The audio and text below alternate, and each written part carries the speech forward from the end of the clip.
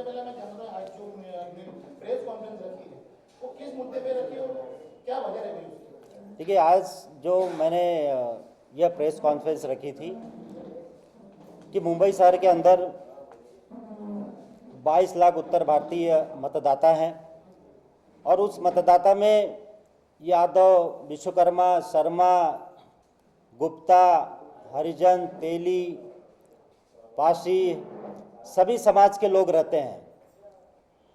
और उस 22 लाख उत्तर भारतीय के अंदर 3 लाख ठाकुर और ब्राह्मण लोग हैं। लेकिन हमारे समाज को जो पिछड़ा वर्ग, अति पिछड़ा वर्ग जो इस मुंबई शहर के अंदर रहता है, जो 19 लाख वोटर हैं, 19 लाख लोगों को कोई भी राजनीतिक तौर पर उनको नेतृत्व करने की ताकत कोई भी पार्टी नहीं देती है। और मेरा मेन ये भी मकसद था कि महाराष्ट्र और मुंबई की जो भी पार्टियां हैं, चाहे शिवसेना हो, कांग्रेस हो, राष्ट्रवादी कांग्रेस हो, भाजपा हो, यह बताना चाहता हूं कि जिन दो समाज के लोगों को आप लोग नेतृत्व करने की ताकत देते हो, वो दो समाज 6ठे से 7वें नंबर पे आता है वोटिंग की इसके अंदर। और जो पिछड़ा वर्ग, अति पिछड़ा वर्ग जो मुंबई शहर के अंदर रहता है, पूरे महाराष्ट्र के अंदर रहते हैं, वो 19 लाख लोग हैं। मैं सिर्फ आज मुंबई शहर की बात कर रहा हूं कि 19 लाख, जिसमें यादव, शर्मा, गुप्ता, तेली, बनिया, लोधी, सोनार, हरिजन, पासी, यह समाज जो है, ये 19 लाख लोग हैं। तो यही बताने के लिए कि यहाँ की राजनीतिक नेताओं को, यहाँ की पार्टी जो राजनीतिक पार्टियां हैं, उनको बताने के लिए कि ये सिर्फ ठाकुर और ब्राह्मण ही मुंबई शहर में उत्तर भारतीय नहीं है। और ये आते हैं वोटर के मामले में, अगर आप देखने जाएंगे तो 6ठे नंबर पे आते हैं। सर, जिस तरह से आपने कृपाशंकर जी का भी नाम लिया जो इस्तेमाल करते थे, उनके बारे में क्या कुछ कहना चाहेंगे? नहीं, देखिए, कृपाशंकर सिंह जब तक कांग्रेस में थे तब तक वो नेता बने हुए थे। जब उनके ऊपर कई मामले दर्ज हुए, आय से अधिक संपत्ति का, तब से वो कांग्रेस के अंदर थोड़ा अधर में चले गए थे और कई साल तक वह घर में रहे। इसके बाद उन्होंने सोचा कि कहीं भी अब अगर राजनीतिक अपनी फिर से चमकाना है, फिर से अपना वजूद वापस लाना है, तो इन्होंने एक परिश्रम संस्था बनाया।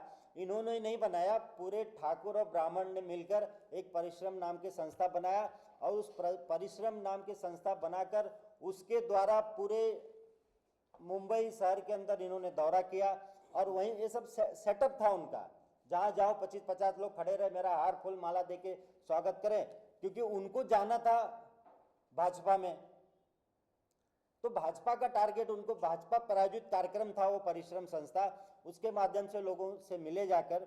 और इसके पहले भी उत्तर भारतीय एक सभा रखे थे, उसका भी हमने विरोध किया था कि आप उत्तर भारतीय सभा रखते हो तो क्या आप ठाकुर और ब्राह्मण ही उत्तर भारतीय हैं और कोई उत्तर भारतीय नहीं? आप 6ठे नंबर पे वोटिंग के मामले में अगर आप गिनने जाएंगे तो 6ठे नंबर पे आप आते हो, आपका समाज आता है। और जब बुलाते हैं मीटिंग के लिए तो उनके जो इर्द गिर्द जो मंच होता है, मंच के ऊपर खाली और ठाकुर और ब्राह्मण ही बैठते हैं। तो मेरा विरोध इन दो समाज के लोगों से नहीं है, मेरा जो विरोध है उनकी नीतियों से, और ये रहेगा जब तक वो अपना नीति चेंज नहीं करेंगे। एक सवाल है, आप शिवसेना के वजनदार नेता हैं, शिवसेना कितना आगामी कॉर्पोरेशन आ रहा है इलेक्शन, शिवसेना कितना उत्तर भारत में जा रही है? देखिए, शिवसेना, मैं आपके माध्यम से बताना चाहता हूं कि अगर उत्तर भारतीयों को मुंबई शहर के अंदर अगर किसी ने नेतृत्व करने की ताकत दी, उत्तर भारतीय को नेता बनाया, तो सबसे पहले शिवसेना ने बनाया था। घनश्याम दुबे जी को पहले एमएलसी रहे हैं, शिवसेना ने बनाया। संजय निरुपम को राज्यसभा दिया। और अभी जो आप पूछ रहे हो कि इस वक्त क्या कि उत्तर भारतीयों का क्या उसमें योगदान रहेगा, क्योंकि जब शिवसेना में आया तो बड़ी तादाद में हमारे समाज के लोग, हमारे साथ डीएन यादव जी भी ज्वाइन किए, ऐसे हजारों लोग ज्वाइन किए। मेरे ख्याल से वह शिवसेना का बहुत बड़ा जो ज्वाइन करने का प्रोग्राम होता है, वो उत्तर भारतीयों का तो सबसे बड़ा प्रोग्राम रहा। उस दिन उत्तर भारतीय कम से कम 1200 लोग एक साथ शिवसेना ज्वाइन किए। और मैंने आपको बताया भी कि उत्तर भारतीयों को अगर कोई किसी ने मान सम्मान इस मुंबई शहर के अंदर दिया है तो शिवसेना ने दिया, स्टार्ट वहां से किया है। इसके बाद तो और पार्टियां देने लगी, और आने वाले जो भी लोकसभा विधानसभा होगा या नगर सेवक इलेक्शन आ रहा है, तो जहां उत्तर भारतीयों की ताकत रहेगी, उत्तर भारतीय लड़ने के लिए तैयार होते हैं, तो शिवसेना तैयार है देने के लिए। शिवसेना का कभी उत्तर भारतीयों का विरोध नहीं रहा, कभी भी नहीं रहा। ये गलत धारणा कांग्रेस के लोगों ने फैलाई थी उस वक्त, और राष्ट्रवादी के लोगों ने फैलाई थी कि शिवसेना जो है उत्तर भारतीयों के विरोध में है। जब 1993 का दंगा हुआ तो सबसे पहले माननीय हिंदू हृदय सम्राट बाला साहब ठाकरे ने ही आवाज दिया था कि कोई भी उत्तर भारतीय मुंबई से नहीं जाएगा, मैं जब तक हूं तब तक आपकी रक्षा शिवसैनिक करेंगे। ये सबसे पहला आह्वान माननीय हिंदू हृदय सम्राट बाला साहब ठाकरे जी ने दिया था। और हमेशा उत्तर भारतीयों को, अगर आप हमारे समाज के लोग फुटपाथ पर अगर धंधा कर रहे हैं, उसको भी संरक्षण देने का काम शिवसेना के कार्यकर्ता ही करते हैं और हमेशा किए हैं। परिश्रम की बात उठी है कृपाशंकर सिंह जी की, तो जो परिश्रम के दरमियान उन्होंने जो परिश्रम किया पूर्व में, और एक आपने कहा कि जाति विशेष के लोगों के साथ में लेकर के और एक भाजपा में एक अहम महत्वपूर्ण पोस्ट पर है, क्या कहेंगे इसके बारे में? देखिए, मैं तो पहले भी कर चुका हूं, जब उन्होंने परिश्रम संस्था को लेकर यह योजना बनाई, उसी वक्त मैंने कहा था ये भाजपा प्रायोजित कार्यक्रम है। और आप उनका वीडियो देख लीजिए, उनके साथ सिर्फ ठाकुर और ब्राह्मण ही घूम रहे थे।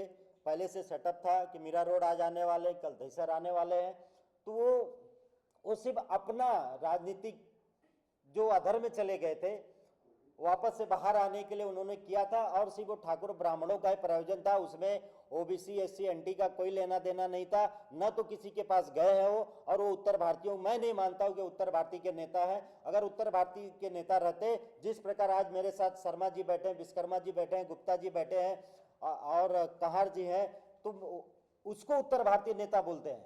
न कि सिर्फ अपने समाज के लोगों को लेकर आप दौरा भी कर रहे हो तो अपने समाज के लोगों को लेकर कर रहे हो, अपने मंच पे बिठा रहे हो तो सिर्फ अपने लोगों को बिठा रहे हो, तो अब मैं उनको उत्तर भारतीय नेता नहीं समझता हूँ। सर, एक सवाल, जैसा कि आपने एक ये प्रोग्राम लिया हुआ एससी एसटी ओबीसी के साथ में, ये महाराष्ट्र प्रदेश में, तो ये महाराष्ट्र प्रदेश से लेकर पूरे देश में ये मतलब जागरूकता फैलाएंगे, सिर्फ महाराष्ट्र प्रदेश तक सीमित रहेंगे? नहीं, देखिए, ये मेट्रोपॉलिटन सिटी है, यहाँ से अगर कोई भी चीज़ें, पहला तो हमारा ये है कि पहले मुंबई से फिर महाराष्ट्र पे जाएंगे। और यहाँ मुंबई शहर एक ऐसा शहर है कि जहाँ सब स्टेट के लोग रहते हैं। तो मेरा मानना, अगर ये कार्यक्रम, मेरा यह मिशन यहाँ से स्टार्ट करूँगा तो पूरे हिंदुस्तान में जाएगा।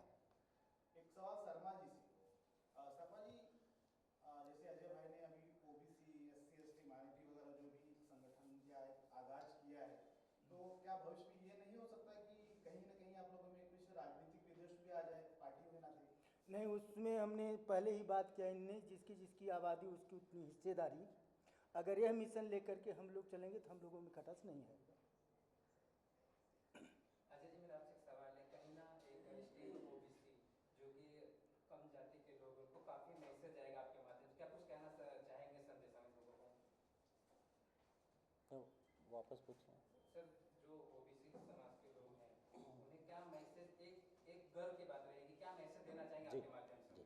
मैं अपने सभी ओबीसी एसटी मतलब पिछड़ा अति पिछड़ा वर्ग जितने भी समाज के लोग हैं, मैं सभी लोगों को से निवेदन करूंगा कि जहां भी यह ठाकुर ब्राह्मण दो समाज के लोग आप लोगों को चौपाल पे बुलाते हैं, चाय पे चर्चा पे बुलाते हैं और बाटी चोखा खाने के लिए बुलाते हैं, एक गमछा दे देंगे, इन सब के लालच में हमारे समाज के लोग, मैं यादव हूँ, यादव के बाद जितने भी समाज के लोग हैं, मैं अपना परिवार समझता हूँ, मैं अपना समाज समझता हूँ।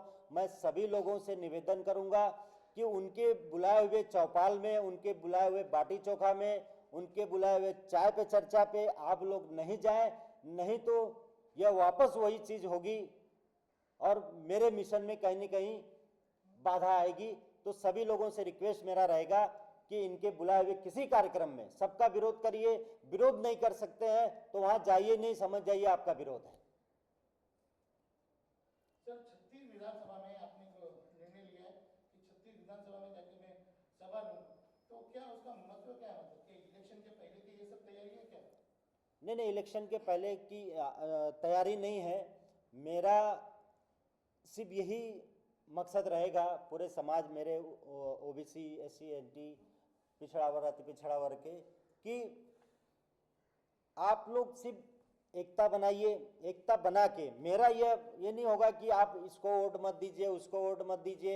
मेरा मकसद ये नगर सेवक इलेक्शन आ रहा है उसको लेकर नहीं है, क्योंकि अगर इस वक्त मैं सिर्फ अपने समाज के लोगों को यह जगाना चाहता हूं कि जब तक ये दो समाज का आप विरोध नहीं करोगे, आपको किसी भी राजनीतिक पार्टी में नेतृत्व करने की ताकत नहीं मिलेगी। और मेरे इस मिशन से इसको राजनीतिक तौर पर न देखा जाए, नहीं तो मैं तो शिवसैनिक हूं, मैं यही बोलूंगा कि भाई शिवसेना के साथ रहिए। मेरा यह बोलना रहेगा कि आप जहां पर हो, जो ताकतवर है उसका आप लोग साथ दीजिए अपने लोगों का, बस मेरा इतना ही बोलना है। हाँ, लेकिन वो दो समाज से आप दूरी बना के रखिए। उनके बुलाए हुए किसी भी चीज को में किसी भी मीटिंग, सभा, चौपाल, चाय पे चर्चा, बाटी चोखा मत खाइए, क्योंकि ये जो दो समाज है ये आपको सिर्फ बाटी चोखा, चाय पे चर्चा, चौपाल तक ही सीमित रखेगा, न कि आपको अपने समकक्ष लेकर भी जाएगा। अजय जी, अंतिम सवाल, ये जो अभी आपने सामाजिक चेतना जगाने का एक आगाज किया है, तो इससे क्या लगता है मुंबई में या महाराष्ट्र में ओबीसी, एससी, एनटी वगैरह जो माइनॉरिटीज जो समाज है उसमें आर्थिक, सामाजिक व राजनीतिक भागीदारी या मजबूती मिलेगी? देखिए, अभी आज तो आप लोगों के माध्यम से मैंने शुरुआत किया है और मेरा पूरा विश्वास है कि सभी समाज के लोगों को मेरे साथ जुड़ रहे हैं। जो लोग भी जुड़ेंगे, मेरे मिशन में शामिल होंगे, तो मैं जैसे शर्मा जी ने बताया कि जिसकी जितनी संख्या होगी उसकी उतनी भागीदारी मेरा देने की कोशिश रहेगी। और सरकार में भी, अन्य पार्टियों में भी, जब तक हम लोग अपनी ताकत, हर समाज के लोग अपनी ताकत नहीं बताएंगे, नहीं तो अभी तक जो महाराष्ट्र के, मुंबई की राजनीति में होते आया है कि सिर्फ ठाकुर ब्राह्मण ही उत्तर भारतीय नेता है, यही होते आया है। अगर वापस हम नहीं जगाएंगे तो वापस यही सिलसिला चलता रहेगा। तो मेरा सिर्फ यह मिशन चलाने का उद्देश्य है कि पूरे समाज के लोग जाग जाए, क्योंकि जो लोग नेता बने हुए हैं वो छठे नंबर पे आते हैं, हम लोग पहले, दूसरे, तीसरे, चौथे, पांचवें नंबर पे है। हम लोग में कोई नेता नहीं है। उसका रीजन है कि हमारे लोग जागरूक नहीं है। मैं बस इसी उद्देश्य से लोगों को जगाना चाहता हूं कि अपने लोगों का साथ रखिए। ये दो लोगों से सावधान रहिए, ये कभी भी आपके अपने बाजू में तक भी नहीं बिठाएंगे। आपका सिर्फ यूज करेंगे ताली बजाने के लिए, दरी बिछाने के लिए और कुर्सी लगाने के लिए और बैठकर देखने के लिए। Thank you.